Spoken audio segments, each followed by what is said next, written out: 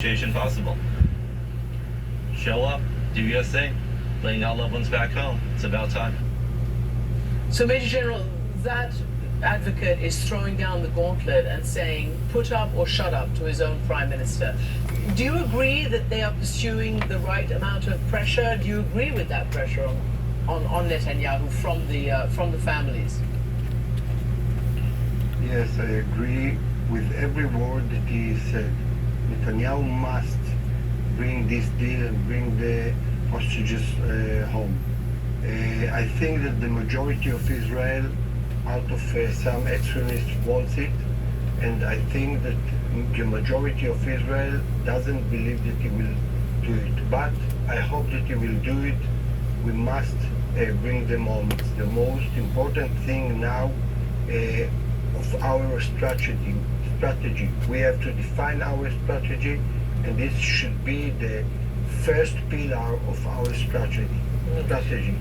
Then we have to look at the stronger problems of Israel than Hamas, Hezbollah, and Iran, and to start to deal with them and to define what our strategy is with these challenges. Okay, so there are a few questions there. I just want to ask you, because you're a former Major General in the IDF and you have been tasked with the security of your nation. Do you think it was smart to assassinate Ismail Haniyeh, who was also, if you want to draw distinctions, or maybe you don't, between the various types of Hamas leaders, he was at least their negotiator? What signal did it send that you killed the negotiator? Does it mean you kill negotiations as well? I would say. Well, I think basically that all of them should be died. Fine. But I'm not sure that, first of all, we didn't take responsibility for this assassination, so if Israel did it, I think that all of them should be dead. But I'm not sure that this was the right time to do it, because we have to put ahead in the first degree the hostages. So anything that will be some problem with bringing the hostages home, we don't need to do it. Okay, so the next... Now you keep in mind that this part of the world over there still lives basically by the old Mosaic law. They have never fully accepted the teachings of Jesus Christ pertaining to an eye for an eye and a tooth for a tooth. They're still practicing the old Mosaic laws that if you hurt me, I'm going to hurt you back. And I guess with the rootlessness of the people over there, I hate to say this, but if they didn't have stringent laws the way that they do over there pertaining to if you get caught stealing, you lose a finger. If you get caught stealing twice, you lose 2 fingers. If you get caught stealing third time, that you'll be surprised at the people that's walking around over there that don't just have fingers lost, but has hands lost, because the people are lazy. Some kind of demonic spirit has befallen up over into that area to the point that they're still practicing the old Persian Empire ways of life. They have never done a full 180 degrees in maturity pertaining to the rest of the world. And it's really, really sad, because you would think by now, with all the technology, all the telephones, all the TVs, all the satellites, all the information out there, you would think by now that those people would have come around. But they haven't. They're still dealing with the Persian Empire, the Judaism law, an eye for an eye and a tooth for a tooth. And that's basically the only thing that they have been taught over there, because they refused, listen to me, they refused to accept the teachings of Jesus, which was a method of mercy and compassion, and a method of, if you can't convert your converts that you want to convert, walk away from them, to where them over there are still practicing that if you can't convert your converts, to kill them, behead them. So in one way, I understand the reason why that their regimes over there, their government regimes, has to deal with the people over there the way that they do. But it's the regimes that has allowed for this to fester as long as it has by not coming full circle with the rest of the world. It's really so sad in seeing the misery and the hardship that's happening over there towards people still getting around on camels.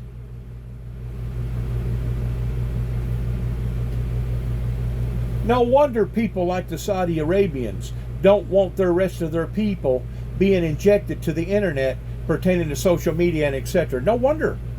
You know why? Because they want to keep their people under subjection. They want to keep women at bay towards having them cover up their faces and covering up all that, all the above. And when it comes to social humanitarian laws, in a lot of them places over there, does not exist. It's truly survival to the fittest. An eye for an eye and a tooth for a tooth. And that's the way that they have been taught. That's in their DNA. That's basically in their bloodline.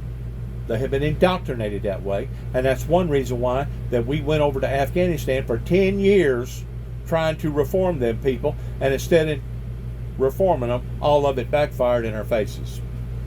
Once more, you cannot reform a group of people from the outside in, or a person from the outside in. You can manufacture all the Alcohol Anonymous or the Drug Anonymous programs that you want, but until that person comes from within their own reality that they're doomed and that they need Christ in their life pertaining to the healing that starts from within, you can put all the band-aids you want on the outside, but the inside's still going to be just as corrupt and going to be just as bad as what it ever was before you put the first band-aid on. That's the reason why Jesus talked about the cup. You don't clean the cup from the outside in, you clean the cup from the inside out. They was wanting to stonewall Jesus about him not washing his hands, and Jesus realized that those people was basically worshiping God out of idolism and routinalism, and there's no doubt some of them people, some of their practices, I mean, I've been in prison cells with Muslims before, that they would set their watch 3 or 4 times a day. They would get this little praying thing out, this blanket, and they'd get on it and they would get down on their knees and they would pray to Allah on the clock, every hour on the hour, pertaining to whatever was going on with their religion. And when it comes to sincerity, you can't deny that they're not sincere. They're very sincere, but at the same time, you have to look at it logically pertaining to a civilized society, that you can be sincere, but at the same time be sincerely wrong. Anybody that thinks that they can strap a suicide vest on their body and walk into a crowd of people and detonate the detonator cord and kill 200 or 300 people and thinks that they're going to go to heaven, live with 99 virgins and drink all the wine that they want is absolutely bizarre thinking. They have been brainwashed. They have been indoctrinated. Those people have been bamboozled harshly to the degree that they're still practicing the old Persian Empire alliances that basically existed during the era of Daniel, that even Jesus taught around whenever Jesus was with us, pertaining to whenever you shall see the abomination of desolation spoken of by Daniel the prophet, to know that the end is at hand, the end is nigh. Even Jesus recited not just Isaiah, not just Ezekiel, but there was other scriptures, including Daniel, that Jesus knowed that was going to correspond with end time, end events. So whenever you get to looking at their hard-headedness over there, it was actually ingrained into their DNA. I mean, that's all them people have been taught, is to hate, hate, hate. Hate America, hate Israel, hate America, hate Israel. That we're supposed to be the great Satan over here. We're supposed to be the infidels over here. In which there's no doubt. A lot of the practices that the churches over here do, I don't go along with.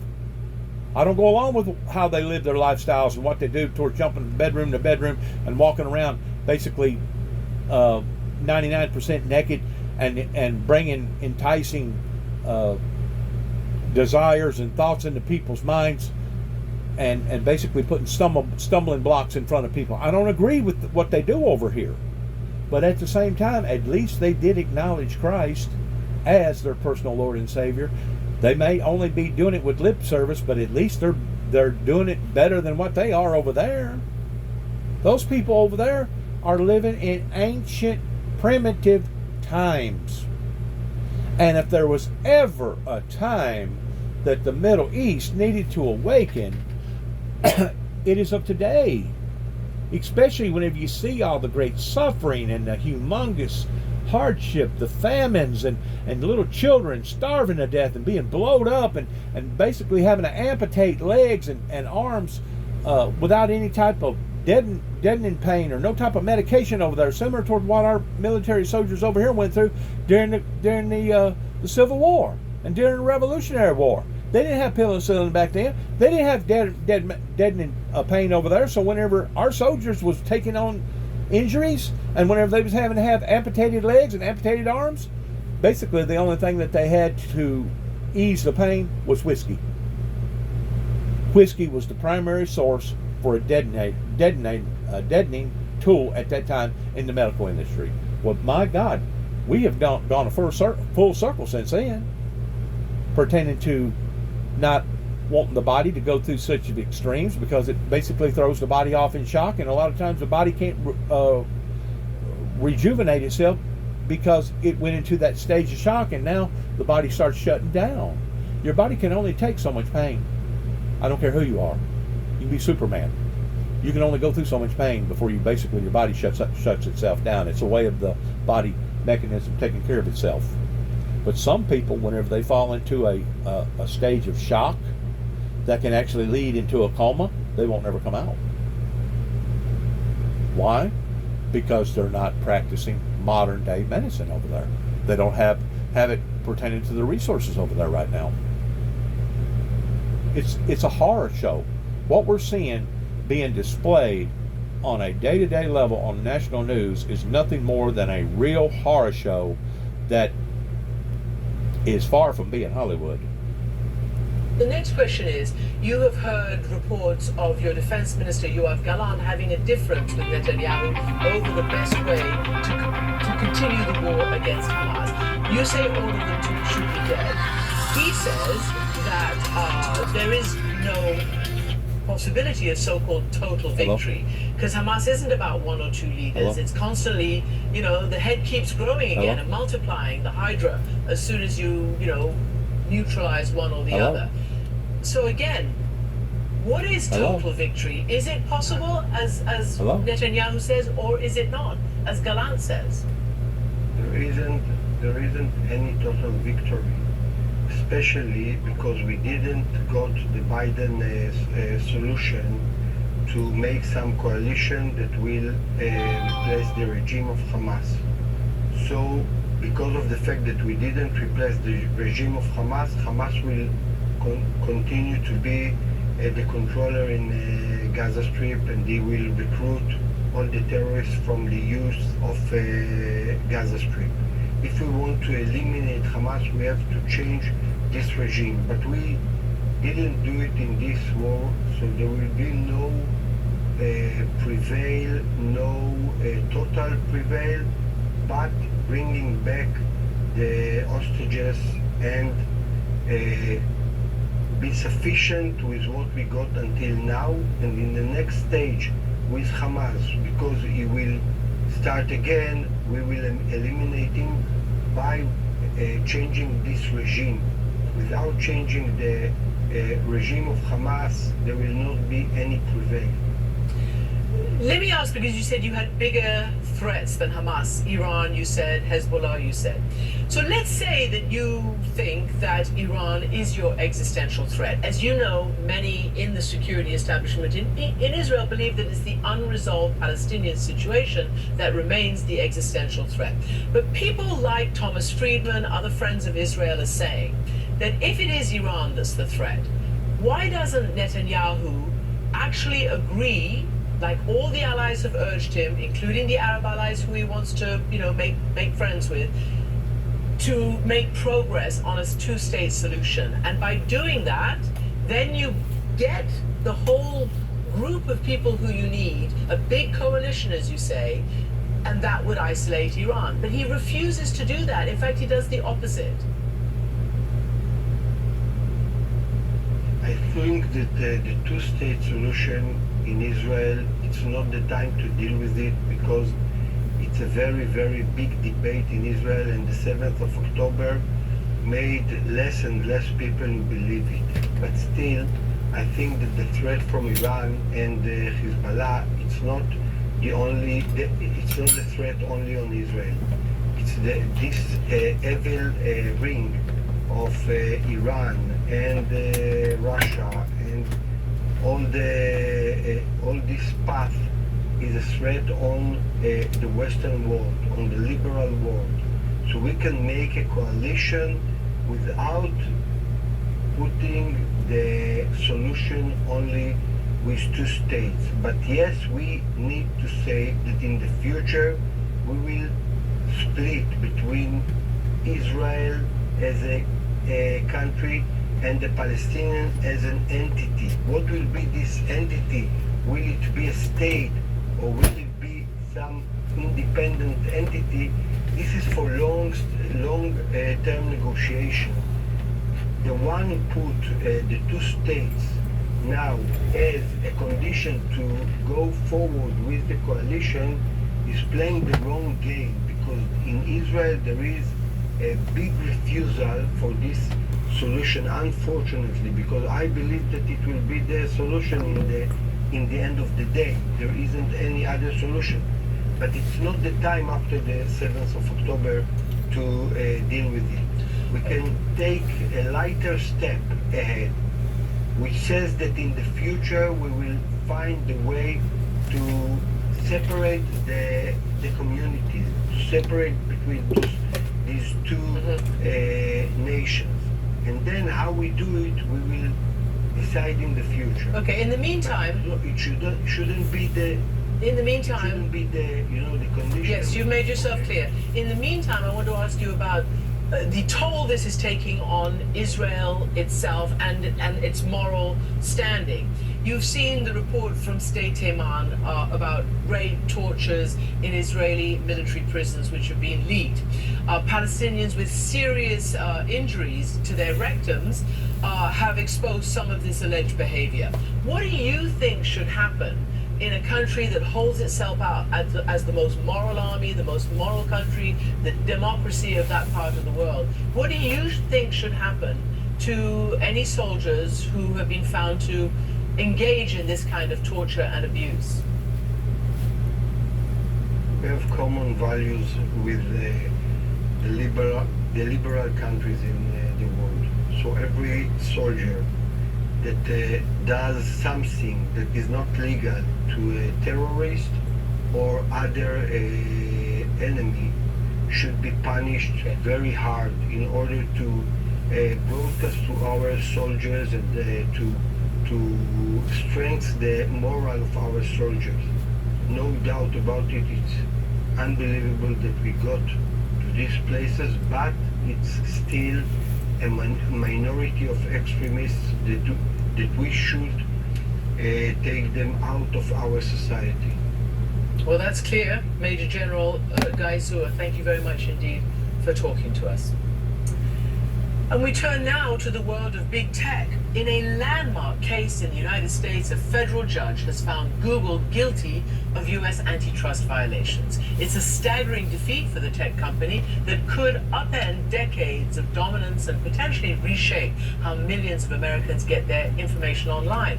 The Assistant Attorney General Jonathan Kanter joins Walter Isaacson to discuss the verdict and what comes next. Thank you, Christian and Jonathan Kanter. Welcome back to the show. It's wonderful to be here. You had a really big victory in your Department of Justice antitrust case against Google. It's the biggest antitrust case in at least 20 years. And the judge ruled this past week that Google is a monopolist, and it has acted as one to maintain its monopoly. But let me read you something else that the judge said. He said, it has hired thousands of highly skilled engineers, innovated consistently, and made shrewd business decisions. The result is the industry's highest quality search engine. So what's the problem here? It got a monopoly by being the best. What are you going after them for? We want companies not just to obtain power by being the best, but we want them to try to compete and maintain their position by trying to be the best, not engaging in contracts or monopolistic behavior that prevents them and insulates them from competitive pressure. Ultimately, we believe that all companies, whether they're big or small, do better and deliver more for the public when they have other companies, competitors nipping at the heels. It's the fundamental basis for our market system. In order to have a market, you need competitors. And so we want competition driving companies like Google and all other companies to do better and to deliver more. It's based around public trust. And whenever an entity such as Google can go in and basically violate people's trust and do whatever they want to do, that's basically a form of, I'm going to call it hijacking or slavery, as far as holding people hostage, and people has to bow down to their laws because they are who they are. But it didn't do that with anti-competitive. The court decision explains a whole range of conduct, but generally it falls into the category of paying partners to make Google the exclusive default or the exclusionary default, meaning that rather than saying use us because we're the best, we're going to go to our partners and we're going to pay, in some instances, tens of billions of dollars a year to keep them from working with rivals. It's sort of like what Standard Oil did 100 years ago in that great antitrust case, was try to prevent competitors, even though it gave a very good and less expensive product.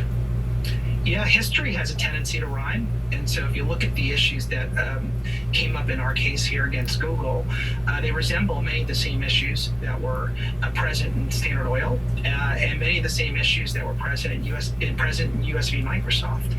And so ultimately the monopoly playbook is one that repeats itself over and over again. And it's important for us to enforce the antitrust laws when we see that playbook come to fruition.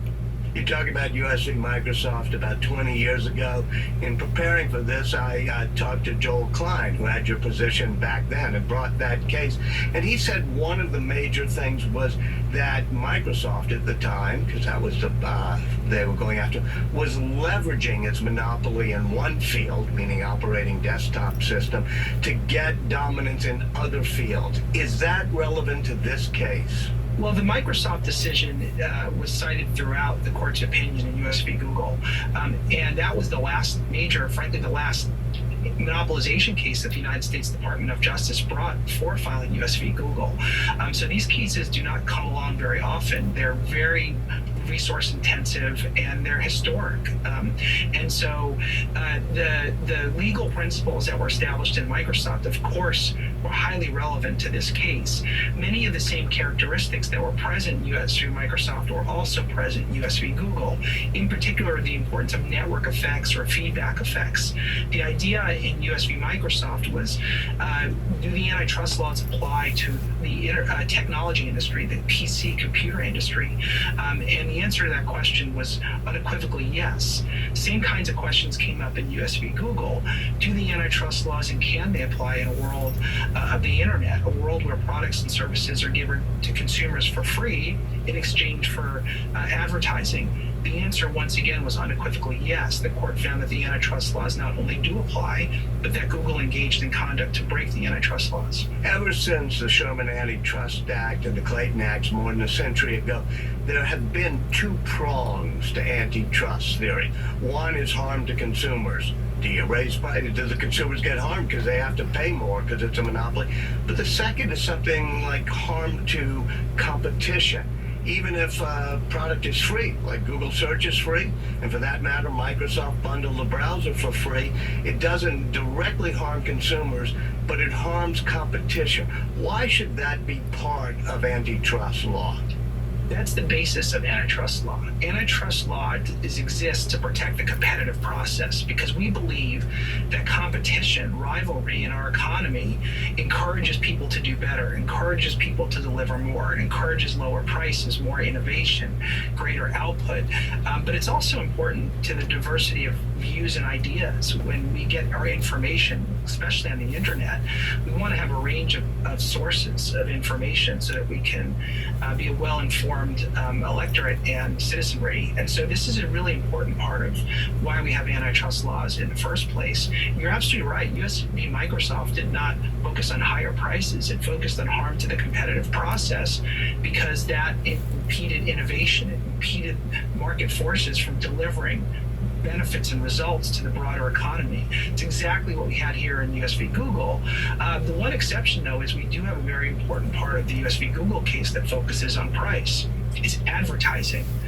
And so one of the key markets at issue in US v. Google was text-based advertising, which you get people buy on search. And these are not just high-priced advertisers.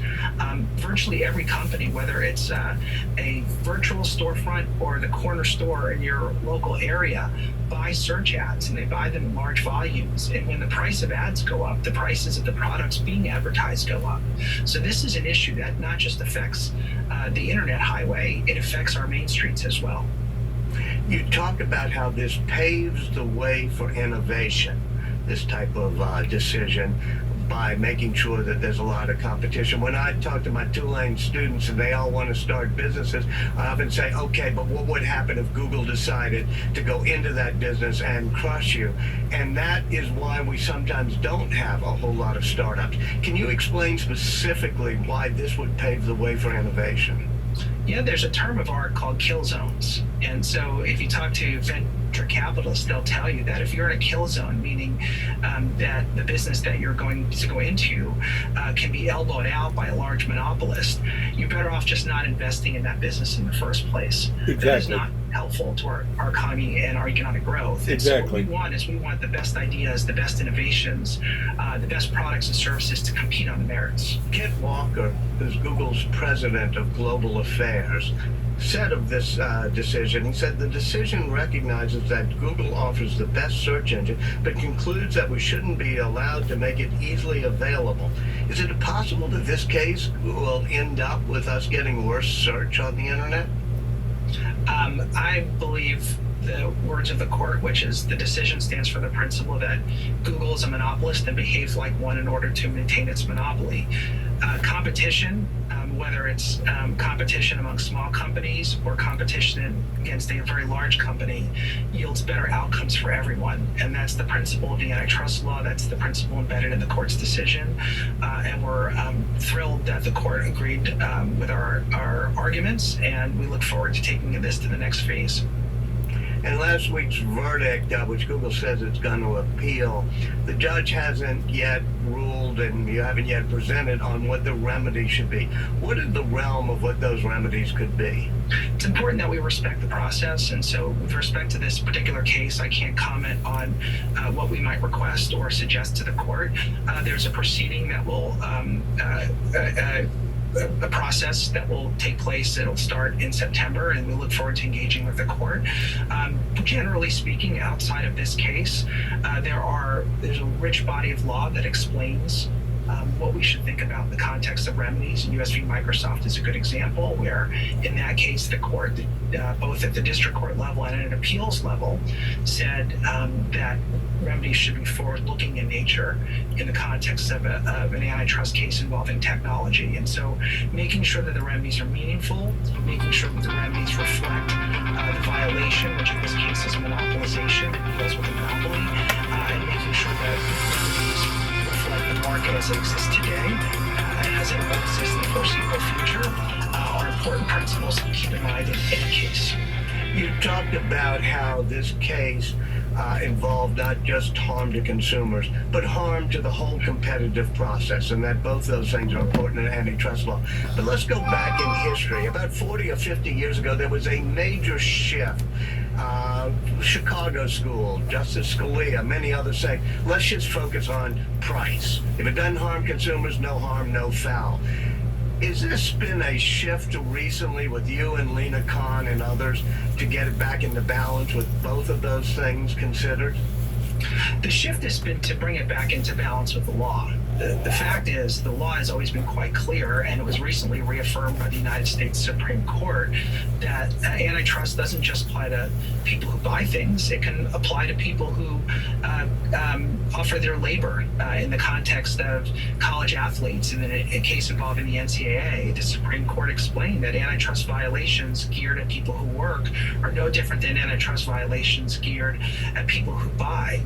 The antitrust laws have maintained these principles. In fact, we blocked a transaction involving book publishers on the basis that authors would be deprived of competition for advances for professional original works of authorship. And so these are really important principles. Antitrust ultimately focuses on competition. There have been a number of red herrings that have been put in place about price. Let me be very clear about this. Price matters. Antitrust cares a lot about the welfare of consumers. It cares a lot about making sure that competition can deliver the best, lowest prices to consumers. And that's something we bring a lot of our cases to focus on and we care about deeply. It's just not the only value that is embodied in the antitrust laws. We live in a really polarized, partisan age, and almost any issue, immediately there's a split. But what surprises me, or in some ways pleases me on this one, is this is a case that was originally brought by Bill Barr, President Trump's Attorney General. People like J.D. Vance have praised you and Lina Khan for doing this. Why has this not become a partisan issue, and to what extent is there some ideological divide here on antitrust enforcement? Because I think this is an issue that resonates with the broader public. People want to make sure that they have the benefits of a competitive economy, because a competitive economy results in greater opportunity, whether it's a farmer who cares about return on investment for their cattle, or somebody who cares about getting affordable access to health care or lower prices at the checkout line of your grocery store, and everything in between. People want opportunity, want economic freedom, and they want choice. And whether it's a conservative or someone on the other side of the political continuum, they don't want any one company or any one ideology telling them what to think, see, or hear. And I think these are important principles, and it's one of the reasons why they've generated so much support across the political continuum.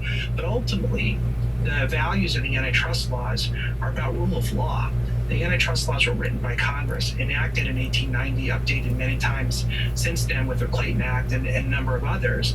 And our job is to enforce the law as we find it, based on the facts, based on the law as we find it. And so if we stay focused on making sure that we are engaging in law enforcement and doing it for the right reasons when the facts support it, I think we're going to find widespread support, and that's exactly what we've encountered. In a recent interview with the Financial Times, you talked about AI, artificial intelligence, and said we have to look at what are the monopoly choke points for AI.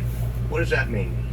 That means that in any industry, especially an industry involving technology and feedback effects that has a transformative impact on our society, it's important to make sure that we're preserving competitive process, and we're doing so in real time. And so when people talk about AI, it's no different than when they talk about the internet or they talk about computers. They're using very general terms for an industry that has lots of different components. And so when you think about AI, it's not a single technology. It's a constellation of technologies, from chips and hardware to software layers to applications to agentics to all sorts of use cases and scenarios. It relies on data. You have general data, but you also might have industry-specific data. You might have healthcare-based AI or certain types of enterprise-based AI. It's important to make sure that we understand those distinctions, the importance of all those different variations, and ensure that each one of them, each market within the broader umbrella of AI, has the opportunity to be competitive so that innovators can innovate. Well, wait, let me pick on data because that's the one you use. I mean, should Google have to share its data? Should Apple have to share the data on the phones? Well, these are important questions, right? And so I think there are a lot of broader questions, especially around privacy and ownership, whether data is a public good.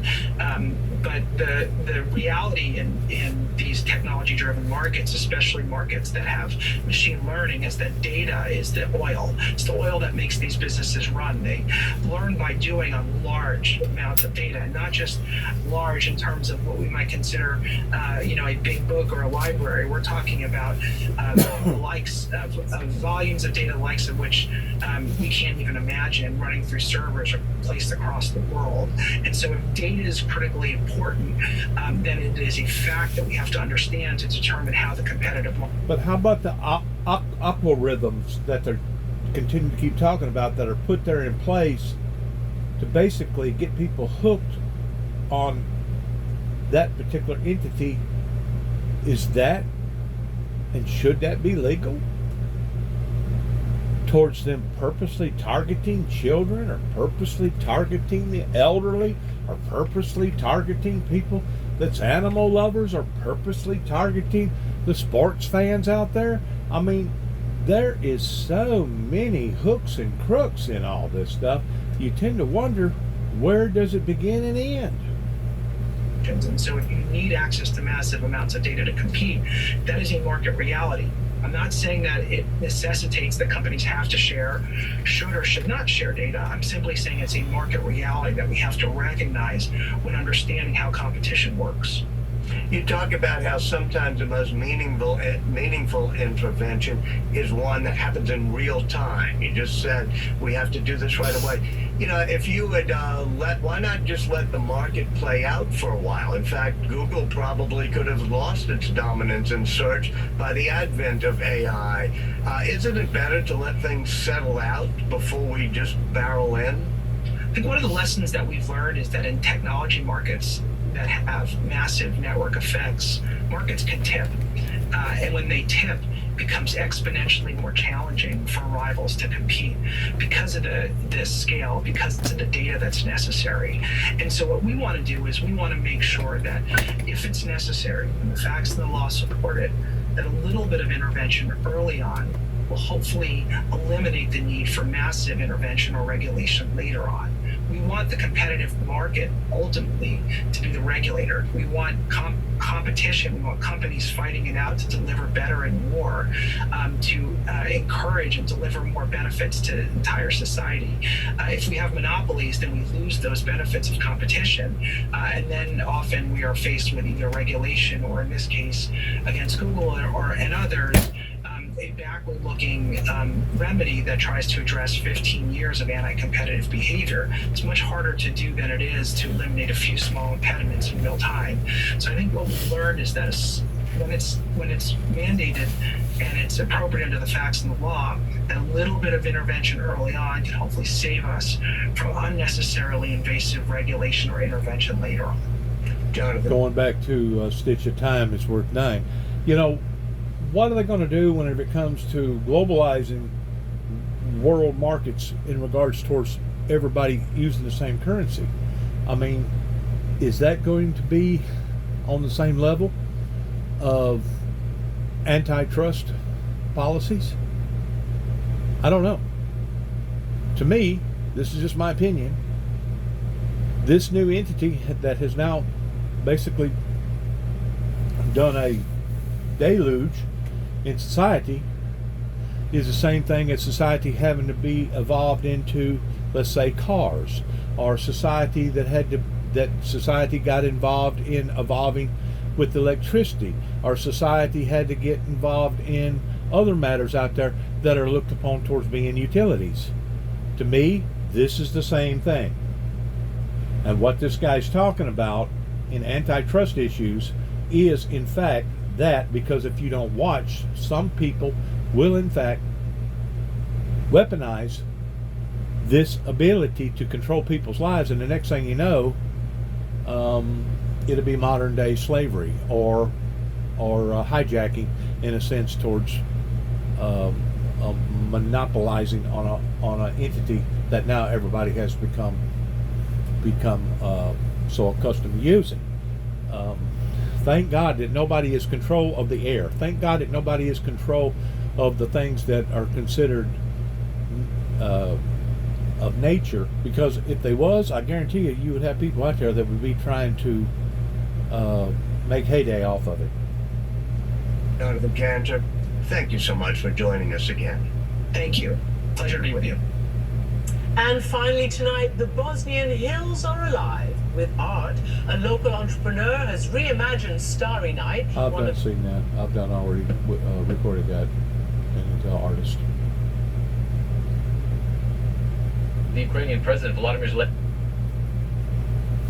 You know, for some reason, they're not talking a whole lot about that silo, that nuclear silo that was on fire, pertaining to the dangers involved in all that. For some reason, the news is not focusing in on that. The atomic energy, I guarantee you right now, is working overtime in not just the affairs that's going on in Ukraine, but also the affairs that's going on over in the Middle East. And when it comes to the leadership of the atomic energy, I have a great deal of respect for those people because of the dangers that they're entangled up with. CNN's Van Wiedemann is following the... So we'll let this process play out, but we fully expect these talks to move forward as they should. CNN's Van Wiedemann is following the developments and joins us from Beirut. Certainly a lot weighing on these talks that are set to take place this Thursday. A source, of course, telling CNN that there is meant to be a representative from Hamas at these talks taking part. Talk to us about the expectations for these talks, Ben. The expectations, Linda, are pretty low at this point. It's been hard enough to get this far for these talks to actually take place, and of course, it's still a day away from taking place, and much can happen between now and then.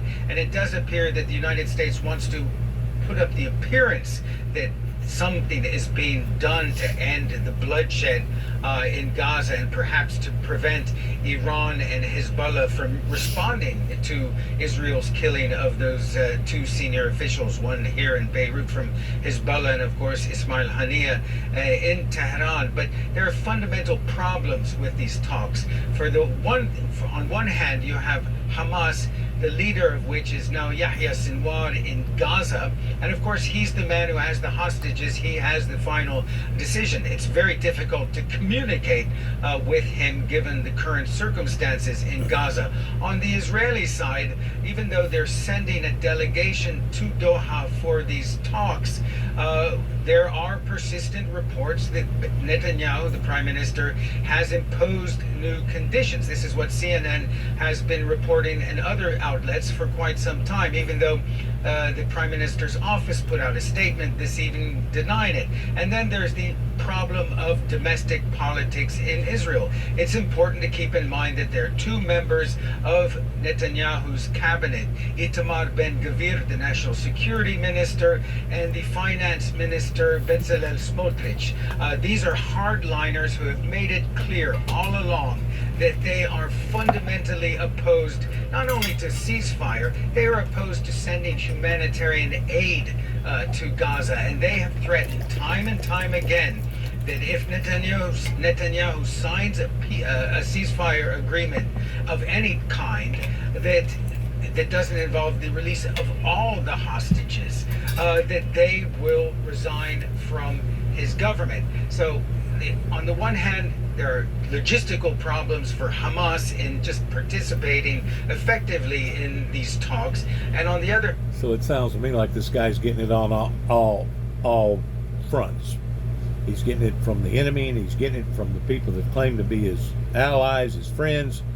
Wow, that's a tough position to be in. Good luck to all of us. Thanks for listening. God bless America. God bless our endeavors toward where we go from here. And good luck to us all. Shalom.